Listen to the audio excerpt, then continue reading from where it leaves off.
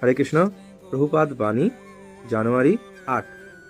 জড় কর্ম থেকে মুক্ত হয়ে নিজেকে পারমার্থিক কার্যকলাপে যুক্ত রাখাটাই হলো কর্মত্যাগ। সেটাই কৃষ্ণ ভাবনামৃত। শ্রীমদ্ ভগবদ গীতায় কৃষ্ণ কর্মের 3টি ভাগ বর্ণনা করেছেন। একটি হলো পুণ্য কর্ম, অর্থাৎ শাস্ত্রের বিধান অনুযায়ী কর্ম করা। আরেকটি হলো বিকর্ম, অর্থাৎ শাস্ত্র বহির্ভূত কর্ম, যেটা হচ্ছে পাপ কর্ম।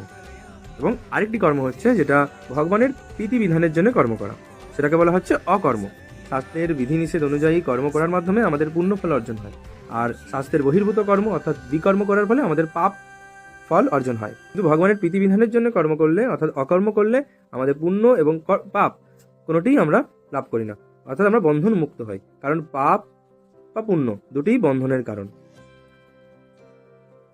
তাই শিল প্রভুপাদ তার এই বাণীর মাধ্যমে আমাদের বোঝাচ্ছেন যে জড় কর্ম অর্থাৎ যেই কর্ম ভগবানের প্রীতিবিধানের জন্য হচ্ছে না, সেই কর্ম ত্যাগ করে ভগবানের প্রীতিবিধানের জন্য কর্ম করতে হবে।